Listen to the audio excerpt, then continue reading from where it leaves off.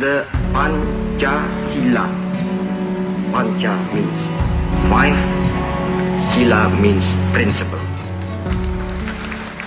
Halo para sipikus, adik-adik siswa SMA kelas 10. Sipikus artinya warga negara yang baik. Mudah-mudahan adik-adik semua bisa menjadi warga negara yang baik. To be smart and good citizenship. Baik adik-adik semuanya, saya ucapkan selamat kepada adik-adik yang telah masuk jenjang pendidikan SMA, SMK maupun MA. Adik-adik para spikus semuanya, kita berada pada mata pelajaran pendidikan Pancasila dan kewarganegaraan. Di pertemuan perdana kita hari ini, kita akan masuk pada materi bab pertama, yakni implementasi nilai-nilai Pancasila dalam kerangka praktik penyelenggaraan pemerintahan negara.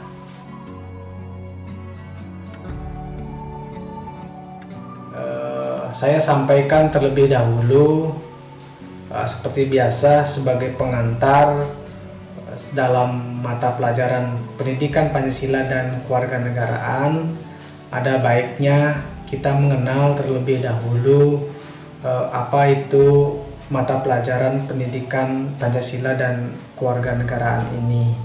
Kalau kita simak dari sejarah kemunculan pendidikan kewarganegaraan di Indonesia, ini tidak terlepas dari kemunculan pendidikan kewarganegaraan di negara-negara lainnya selain di Indonesia. Apapun sebutannya, yang jelas itu bisa diidentikan dengan apa yang kita sebut dengan pendidikan Pancasila dan kewarganegaraan. Seperti contohnya di Amerika, sejarah pendidikan kewarganegaraan di Amerika yang dikenal dengan istilah civic education, itu sebetulnya pendidikan kewarganegaraan yang ada di Amerika, civic education itu adalah juga diilhami oleh adanya istilah civic di peradaban Yunani dahulu.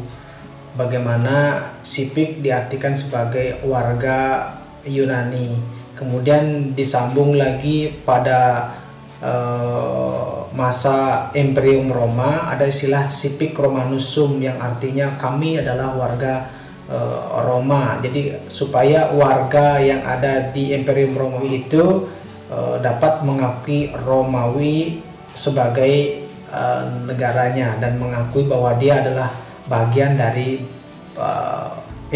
Imperium Romawi. Kemudian ini yang menghilami yang ada di Amerika. Para legium veteran yang ada di Amerika memiliki ketakutan bahwa suatu saat nanti bila civic education ini tidak diberikan di jenjang persekolahan, dalam jenjang pendidikan baik formal maupun non formal, suatu saat nanti bangsa Amerika bisa terpecah, karena kita ketahui bahwa Amerika itu terdiri dari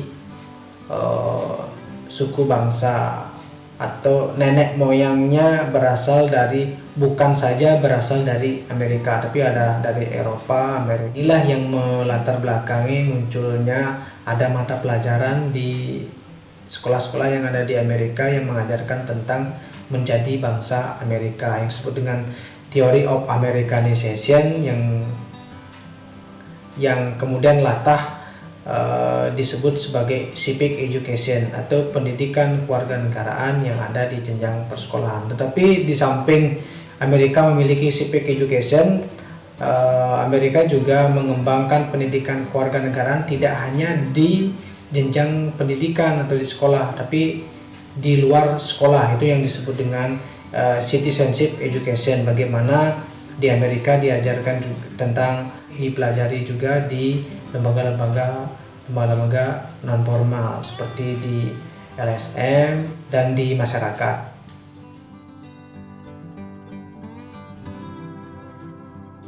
Sekitar di sekitar tahun 1960-an masuklah ada namanya mata pelajaran sipik di Indonesia yang mengajarkan tentang bagaimana kita menjadi warga negara yang baik, yang siap berpartisipasi aktif dalam usaha-usaha membela negaranya. Disebut dengan pendidikan, disebut dengan sipik. Kemudian dirubah menjadi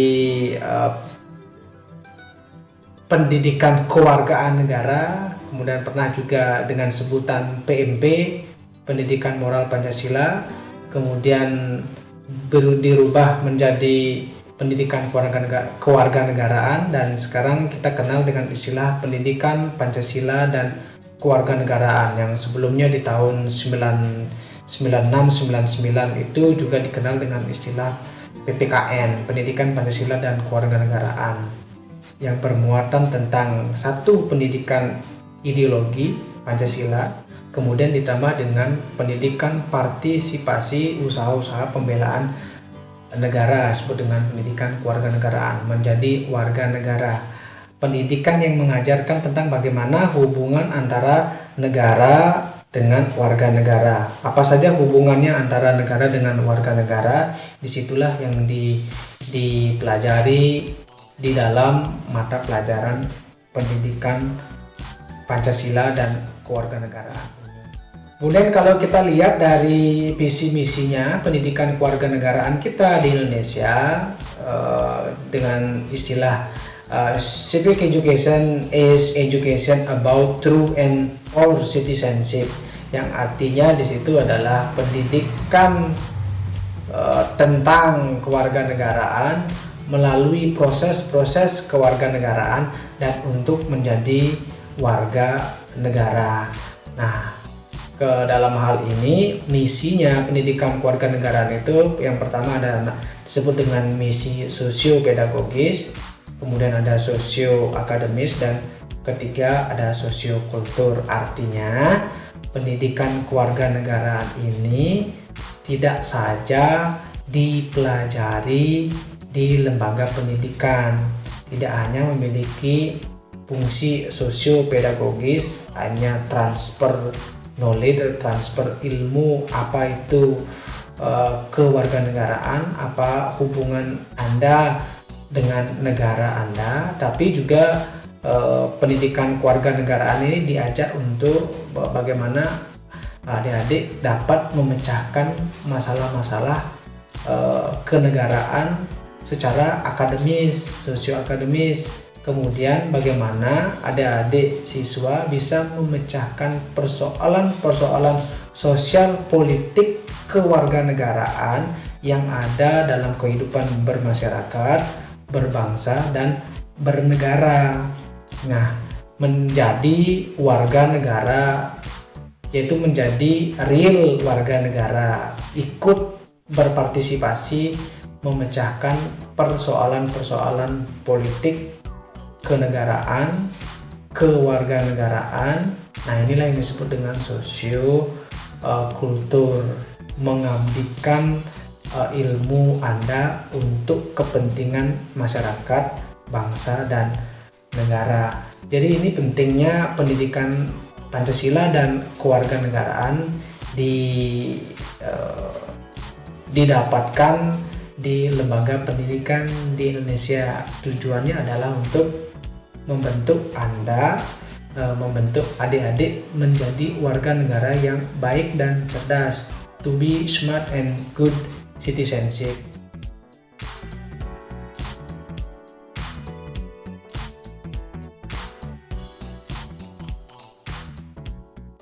Dalam bab pertama ini kita membahas tentang implementasi nilai-nilai Pancasila dalam kerangka praktek penyelenggaraan pemerintah negara. Saya akan langsung saja ke implementasi nilai-nilai Pancasila dalam kehidupan bermasyarakat, berbangsa, dan bernegara dalam praktek penyelenggaraan negara.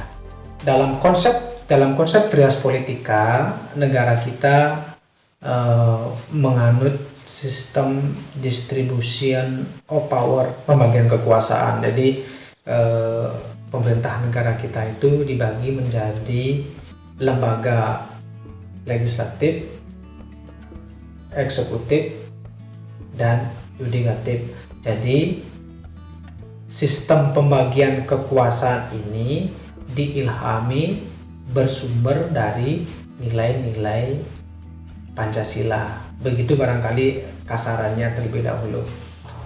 Praktek penyelenggaraan negara ini pasti itu akan diejawantahkan ke dalam kehidupan bermasyarakat, berbangsa, dan bernegara. Jadi dalam tatanan kehidupan bermasyarakat, berbangsa, dan bernegara ini harus diilhami oleh disebut dengan Pancasila. Pancasila dalam hal ini kedudukannya adalah sebagai ideologi dan dasar negara. Namun sebelumnya adik-adik mungkin sudah mempelajari nilai-nilai dasar ideologi Pancasila. Pancasila itu satu, tapi nilai-nilainya ada 5. 5 hal ini adalah satu kesatuan. Tidak ada Pancasila apabila salah satu dari nilai-nilai ini tidak dilaksanakan. Nah, jadi Pancasila itu ada berapa? Ada 1, tapi nilai-nilainya ada 5. Lima nilai ini adalah satu kesatuan, disebut dengan istilah satu tarikan nafas. Yang ini istilah ini dipopulerkan oleh ahli filsafat dari UGM, yaitu Noto Nogoro, dan ada dalam buku Kailan. Baik, kita lanjutkan berbicara tentang nilai-nilai Pancasila. Pancasila merupakan pengejawantahan dari hakikat dasar manusia sebagai makhluk monodualis dan monopluralis. Monodualis artinya manusia itu memiliki 2 sisi, tetapi dia adalah satu kesatuan. Pluralis artinya manusia itu memiliki dimensi yang beragam, tapi dia itu adalah satu kesatuan. Nah, apa saja nilai-nilainya? Yang pertama, manusia sebagai makhluk religius. Ya, hal inilah yang akhirnya menciptakan sila pertama, ketuhanan yang maha esa. Nilainya adalah nilai ketuhanan. Kedua, nilai individu. Ini yang menyebabkan munculnya sila kedua, yaitu kemanusiaan yang adil dan beradab. Kemudian ketiga, manusia sebagai makhluk sosial. Ini yang menciptakan nilai ketiga, yaitu persatuan sebagai makhluk sosial, yang dalam hal ini bunyi sila ketiga adalah persatuan Indonesia, perwujudan manusia sebagai makhluk sosial, hidup bersatu, hidup berdampingan dengan orang lain, membentuk sebuah organisasi yang disebut dengan negara. Keempat, yaitu adalah nilai kerakyatan. Nah, nilai keempat ini adalah pengejawantahan dari hakikat manusia sebagai makhluk yang berpikir bijaksana, sehingga bunyi sila keempat, yaitu kerakyatan yang dipimpin oleh hikmat, kebijaksanaan dalam permusyawaratan perwakilan. Kemudian yang kelima adalah nilai keadilan. Ini merupakan pengejawantahan dari hakikat hidup manusia sebagai makhluk jasmani. di samping kita sebagai makhluk rohani, kita juga adalah sebagai makhluk jasmani, menciptakan keadilan duniawi. Seperti yang kita ketahui, dalam masyarakat Hindu Bali dikenal dengan adanya ajaran Trihita yang diartikan dan dipahami sebagai 3 hubungan harmonis yang harus dijaga oleh manusia untuk dapat menemukan, memperoleh kedamaian dan kebahagiaan. Hubungan harmonis ini juga merupakan inti dari ajaran Pancasila, atau sebaliknya Trihita Karana merupakan perwujudan dari implementasi nilai-nilai Pancasila. Ajaran Trihita Karana terdiri dari 3 konsep, yaitu Prahyangan, Pawongan, dan Palemahan.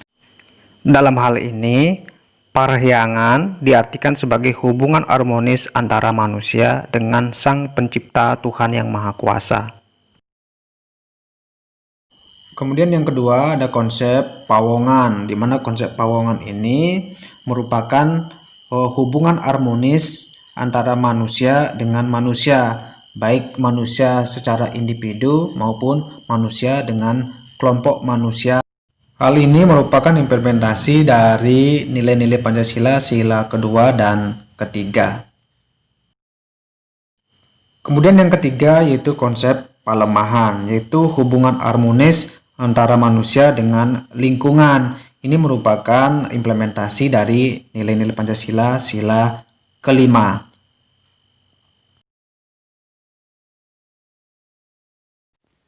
Sehingga hubungan harmonis inilah yang merupakan perwujudan dari sila keempat Pancasila, kerakyatan yang dipimpin oleh hikmat kebijaksanaan dalam permusyawaratan perwakilan, nilai-nilai keseimbangan. Keseimbangan yang dimaksud dalam hal ini adalah implementasi nilai-nilai Pancasila sebagai manusia sebagai makhluk Tuhan dalam konsep Prahyangan, manusia sebagai makhluk individu dan makhluk sosial dalam konsep Pawongan, dan implementasi manusia sebagai makhluk jasmani dalam konsep Palemahan. Sebagai contoh implementasi nilai-nilai Pancasila dan Trihita Karana di dalam masyarakat Bali, mari kita simak tayangan video-video berikut ini. Sudah menjadi tradisi umat muslim di Pegayaman Buleleng, setiap hari ke-10 Ramadan menggelar tradisi megibung atau makan bersama saat berbuka puasa. Makan bersama dilakukan di masjid oleh warga sekitar desa Pegayaman.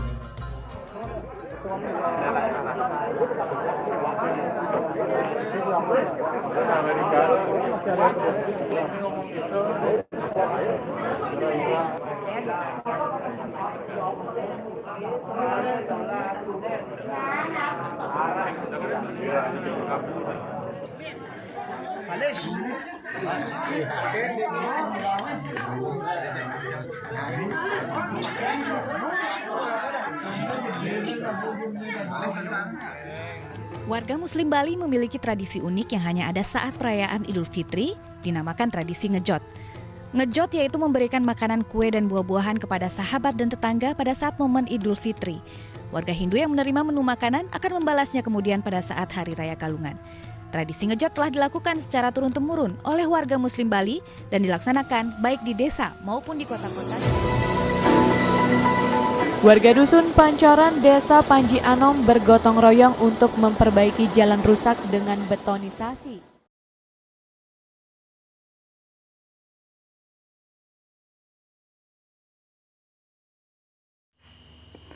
Baik, demikianlah pembahasan materi tentang implementasi nilai-nilai Pancasila dalam kehidupan bermasyarakat, berbangsa, dan bernegara. Semoga tayangan ini bisa bermanfaat untuk adik-adik siswa untuk bisa dipelajari sehingga adik-adik kelak di kemudian hari bisa menjadi warga negara yang baik dan cerdas. Smart and good citizenship. Sekian, terima kasih.